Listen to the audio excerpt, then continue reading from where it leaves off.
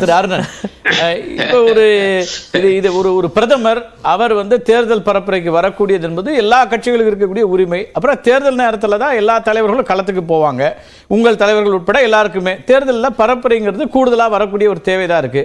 அதை இத்தனை முறை வருகிறார் அப்படிங்கிறது ஒரு கணக்காக வச்சு அதுக்கு முன்னாடி வரல அப்படின்னு சொல்ற ஒப்பீடு சரியா இருக்க முடியுமா? தேர்தல் நேரத்துல பிரதமர் வருவது என்பது இயல்பானது. அது அதிக தடவை தான் வருவாங்க, அதை நான் கண்டிப்பாக தப்புன்னு சொல்ல மாட்டேன். ஆனா என்னுடைய கேள்வி, கொடூரமான புயல் இதே சென்னையை தாக்கிய பொழுது அதையொட்டி பிரதமர் வந்தாரா? இப்பொழுது வருவதல்ல பிரச்சனை, அப்பொழுது ஏன் வரவில்லை? வரலாறு காணாத மழை வெள்ளம் தூத்துக்குடியில, பிறகு இப்ப வந்திருக்காரு தூத்துக்குடிக்கு, அப்ப ஏன் வரல? ஆக என்னுடைய பார்வை அப்படித்தான். பிரதமர் என்கிற முறையில இவ்வளவு பெரிய ஒரு அவதிக்கு அல்லலுக்கு சென்னை மக்கள் ஆளான பொழுது ஒரு ஆறுதலா எட்டி பார்த்துட்டு போயிருக்க வேண்டாமா? தூத்துக்குடிக்கு போயிருக்க வேண்டாமா? ஏன்னா இவங்க விட்ட ரயில் அங்க போய் மாட்டிக்கிட்டு கிட்டத்தட்ட 850 பேர் சிக்கி தவிச்சதெல்லாம் நமக்கு தெரியும். பிறகு மீட்கிற வேலை நடந்துச்சு. அப்ப கூட ரயில்வே அமைச்சர் அங்க வரலங்க. இவர் மட்டும் இல்ல, ரயில்வே அமைச்சரும் வரல. ஆகவே இதையெல்லாம் இயல்பாக ஒப்பிட்டு பார்க்க வேண்டியிருக்கு. அந்த ஒப்பீட்டின் காரணமாகத்தான் அப்பொழுது வராதவர் இப்பொழுது மட்டும் 7 தடவை வருகிறார். அந்த பிரச்சனை ஏன் வருதுன்னா, அது அப்ப வந்திருந்தான்னு வச்சுக்கோங்க, இப்ப இயல்பாக அந்த கேள்வி வந்திருக்காது. ஆகவே இது நிச்சயமாக வழக்கம் போல வந்தாரு, தேர்தலுக்கு எல்லா தலைவர்களும் தான் வருவாங்க, அப்ப இவர் வருவது ஒரு தவறா? இவர் வராதது மாபெரும் தவறு. அந்த தவறு எங்களுடைய நெஞ்சத்துல, மக்களுடைய நெஞ்சத்துல இருக்கிற காரணத்தினால்தான் புயலுக்கு வராத பிரதமர் தேர்தலுக்கு வருகிறார். இது என்ன நியாயம் அப்படிங்கிற கேள்வியை எழுப்புறாங்க. அப்போதெல்லாம் வரல, இப்ப வர முடியுமாங்கிற கேள்வி. அப்ப அவருக்கு இருக்கக்கூடிய அல்லது தேர்தல் களத்துல ஆணையம் கொடுத்திருக்கிற வாய்ப்புகளை அவங்க பயன்படுத்துறாங்க, அதை நம்ம மறுக்க முடியுமான்னு கேள்வி இருக்கு. இன்னொன்னு, மதுரை இன்னைக்கு முதலமைச்சருடைய பரப்புரை அங்கதான் நடக்குது. உங்களுடைய வேட்பாளர் திரு சு வெங்கடேசன் இருக்கிறாரு, எதிரில் பாரதிய ஜனதா கட்சியிலிருந்து திரு சீனிவாசன் கண்டெஸ்ட் பண்றாரு. சூர்யா சொல்றாரு, நாங்க இந்த முறை ஒரு கூட்டணிக்கு தலைமை வகிக்கக்கூடிய இடத்துக்கு வந்திருக்கிறோம், தமிழ்நாட்டில் ஒரு வளர்ச்சி இருக்குது, முதல் முறையா இவ்வளவு இடங்கள்ல போட்டியிடுறோம், 22 23 இடங்கள் போட்டியிடக்கூடிய இடம் இருக்கு, அதனால அதிகமாக எங்களுடைய தலைவர்கள் நம்பிக்கையோட வர்றாங்க அப்படிங்கிறது. இல்ல, அது உண்மைதான். பாஜகவை பொறுத்தவரை அதுவே 20 இடங்கள், அப்புறம் அவங்களுடைய சின்னத்துல சில பேர் நிக்கிறாங்க. ஆக இந்த 39 இடங்கள்ல அதிக இடங்களில் நிற்கக்கூடிய அந்த வகையில் அந்த கூட்டணிக்கு தலைமை தாங்குகிற கட்சியாக இந்த தேர்தலில் இருப்பது பாஜக தான், யாரும் அதை மறுக்கல.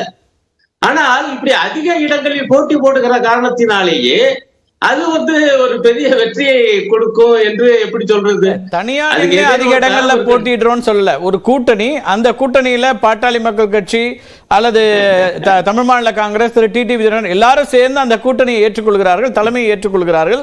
அதுல அதிகமான இடத்துல நாங்க போட்டிடுறோம்னா அது ஒரு வளர்ச்சிங்கிறார். கட்சி தலைவர்கள் அதை ஏற்கிறாங்க அப்படிங்கிறார். அவங்க கூட்டணியில பெரிய கட்சியா இருந்தது அதிமுக, அது இல்ல. அடுத்து ஒரு முக்கியமான கட்சி தேமுதிக, அது இல்ல, அது ரெண்டும் போயிடுச்சு. ஏற்கனவே இருந்த பாமக, அது புதுசா வரல, ஆக்சுவலா ரொம்ப தான் பார்த்தா பாமக. பிறகு தமிழ் மாநில காங்கிரஸ். பாமக புதுசா வந்திருக்காரு. என்ன கூட்டிட்டு வந்திருக்காரு? மக்கள் எவ்வளவு மக்களை கூட்டிட்டு வந்திருப்பாரு? இல்ல தேர்தல் எல்லாருக்கும் கடந்த 2019 அவருடைய வாக்குகள் அப்படின்னு பாருங்க, இப்ப இருக்கா இல்லையாங்கிறத மக்கள் தான் முடிவு பண்ண போறாங்க. 2019 எல்லா தொகுதியிலையும் வேட்பாளர்களை களமிறக்கி இருந்தார், எல்லா தொகுதிகளிலும். ஏங்க அதெல்லாம் சரி, அப்படியாப்பட்டவர் என்ன சொன்னாரு? நான் ஒரு தொகுதி தாங்க கேட்டேன், பாஜக கூட்டணி இல்ல இல்ல குறைஞ்சபட்சம் ரெண்டு தொகுதியாவது நிக்கணும்னு சொன்னாங்க. தயாராகலான்னு ஒரு ஸ்ட்ராட்டஜி வச்சிருக்கலாம் சார். அதெல்லாம் அவருடைய தற்போதைய பலம் என்னன்னு கார்த்திகை செல்வன் உங்களையும் என்னை விட அவருக்கு நல்லா தெரியும். அதனாலதான் ஐயா 2 சீட்லாம் வேணாம் ஐயா, தாங்காத ஐயா, ஒரு சீட்டு தான் கேட்டேன்னு. எங்க இது அதாவது நீங்க ஒரு ஆங்கருங்க முறையில உங்களுடைய கேள்விகள் நியாயமானவை. ஆனா இதை கேட்கிற எல்லாருக்கும் தெரியும், கொஞ்சமாவது வாக்கு வங்கி உள்ள ஒரு கட்சி அந்த அணியில் என்றால் அது பாமக தான். நான் மறுக்கவில்லை, ஏன்னா அதனுடைய கடந்த கால வரலாறு இருக்கு, மறுக்கல. இப்ப பாஜக அதிக இடங்கள்ல நிக்குது, கூட பாமக நிக்குது. இது எந்த அளவுக்கு பெரிய வெற்றியை தந்துவிடும்? இப்ப கடந்த காலத்துல தனிச்சு நின்னது என்பது பாஜக அதனுடைய பலத்தை காண்பித்தது உள்ளாட்சி தேர்தல் ஒரு சில ஆண்டுகளுக்கு முன்பு. அது என்னுடைய நினைவு சரியாக இருக்கும் பட்சத்தில் அது 6% என்று நினைக்கிறேன். 5% 6%. அதுதான் அவங்களுடைய தனி பலத்தை காண்பித்தது உள்ளாட்சி தேர்தல், நகர்ப்புற உள்ளாட்சி அதுலயும் நகர்ப்புற அதுலயே அவ்வளவுதான். இது மக்களவை தேர்தல்னா உங்களுக்கு தெரியாதது அல்ல. அது இயல்பாக தேர்தலுக்கு தானே மக்கள் தேசிய அளவுல யார் வர வேண்டும்னு வாக்களிப்பாங்க, பிரதமர் யார் அப்படிங்கிற கேள்விக்கு பதில் சொல்லுவாங்க அப்படின்னு. அதெல்லாம் இருக்கும். ஆனா கடந்த கால வரலாறுல மக்களவை தேர்தல்ல திமுக அதிமுகவுக்கு தான் மாறி மாறி மக்கள் வாக்களிச்சிருக்காங்க. தேசியம் எல்லாம் எல்லாத்தையும் அலசி ஆராய்ச்சி கடைசியா என்ன செய்வாங்க என்றால், ஒண்ணு அதிமுக ஓட்டு போடுவாங்க. உதாரணமா 2014 ஜெயலலிதா தலைமையிலான அதிமுக அது சவால் விட்டு மோடியா இந்த லேடியான்னு கேட்டு நடந்ததுல அதிமுக தான் ஜெயிச்சது, பாஜக அல்ல. அதுக்கு அப்புறமேல் இப்ப திமுக அணி தான் ஜெயிச்சது. இங்க 39ல 38 ஒரே ஒரு இடம், அதுவும் அதிமுகவுக்கு தான் போச்சு. மக்களவை தேர்தல் வரும்போது ஒரு 6-7 லட்சம் வரும்போது அந்த தொகுதியில நிலைமை பஞ்சாயத்து தேர்தலை விட ரொம்ப இதா இருக்கும், ரொம்ப வித்தியாசமா இருக்கும். அதுவே நீங்க அதுல டெபாசிட் வாங்குறதே ரொம்ப கடினமா இருக்கும். அது அவங்களுக்கு ஒரு நம்பிக்கை இருக்குன்றா சொல்லுகிற உரிமை பாஜக நண்பருக்கு உண்டு, நான் அதை மறுக்கல. ஆனால் நான் உங்கள்கிட்ட நீங்க நிறைய தத்துவார்த்த ரீதியா எழுதுறவர் பேசுறவர்களால இந்த கேள்வி வைக்கிற 2 விஷயத்தை பிஜேபி தொடர்ச்சியா சொல்றாங்க. இங்கே அரசியலை எங்களை தவிர்த்து பேச முடியல, திமுக கூட்டணி அல்லது இந்தியா கூட்டணி எப்போதும் எங்களை மையப்படுத்தி தான் பேசுறாங்க தமிழ்நாட்டில் அப்படின்னு ஒன்று சொல்றாங்க. இன்றைக்கு ஆன்மீகம் பத்தியும் பேச வேண்டிய ஒரு இடம் வருது, அதை எல்லாத்தையும் நாங்க தான் அந்த இடத்துக்கு நகர்த்துறோன்றாங்க. திரு எடப்பாடி பழனிசாமி சொல்றாரு இங்க வலுவே இல்லை, ஆனா அவங்கள மையப்படுத்தி இவங்க பேசுறாங்க திமுக கூட்டணி அப்படின்றாரு.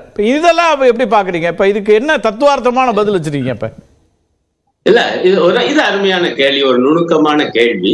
விஷயம் ரொம்ப வினோதமானது, நுணுக்கமானது. நடப்பது நீங்களே சுட்டி காண்பித்தது போல ஒன்றியத்திலே யார் ஆட்சிக்கு வர வேண்டும், நாடாளுமன்ற தேர்தல்.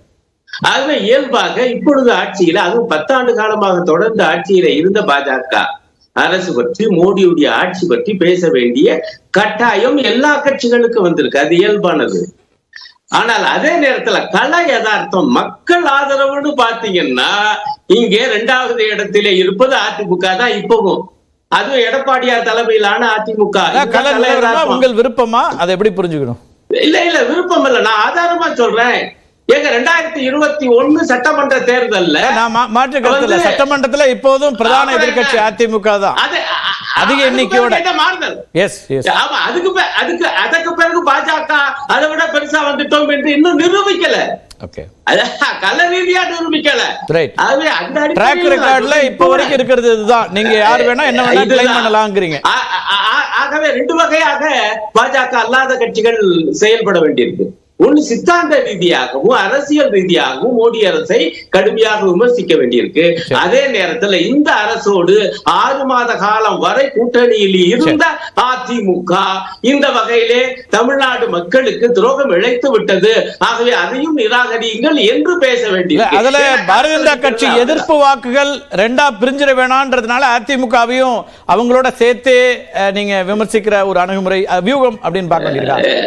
இல்ல யதார்த்தம். இப்ப நான் சவால் விடுறேன். நம்முடைய எடப்பாடியார் என்ன சொல்றாரு, நாங்க பாஜக கூட்டணியை விட்டு வெளியேறிட்டோம். எத்தனை தடவையா சொல்றது? நான் தான் சொல்லிக்கிட்டே இருக்கேனே, இவ்வளவுதான் சொல்றாரு. நான் கூட பதிவுகள் போட்டுட்டு இருக்கேன், விவாதங்களை கேட்கிறேன். ஒரு கேள்விக்கு அவர் பதில் சொல்லணும். மீண்டும் மோடி ஆட்சி வேண்டும் என்று பாஜக சொல்லுது, அது பற்றி அதிமுகவின் நிலைப்பாடு வேண்டுமா வேண்டாமா? அவர் 2 தேசிய கட்சியுமே தமிழ்நாட்டுக்கு வேணாங்கிறாரு. அது பொதுவா தான் சொல்லுவாரு. அதுவும் கூட நீங்க கூர்ந்து கவனிச்சீங்கன்னா பொதுவா தான் சொல்லுவாரு, தேசிய கட்சிகள் வேண்டாம், காரணம் அது தமிழ்நாட்டுக்கு நன்மை செய்ய. பொதுவா நான் கேட்கிறேன், இந்த இப்ப ஆட்சியில இருக்கிறது மோடி, மோடி வேண்டும்னு பாஜக சொல்லுது, இவர் வேணுங்கிறாரா வேணாங்கிறாரா? இந்த ஆட்சி கூடாது என சொல்ல தயாரா இதுவரை இந்த கணவரை சொல்லலங்க. ஓகே, வேண்டாம்னு சொல்லல, வேண்டும்னு சொல்லல. அதான் இப்ப ஸ்டேட்டஸா இருக்கு, பேசலாம்.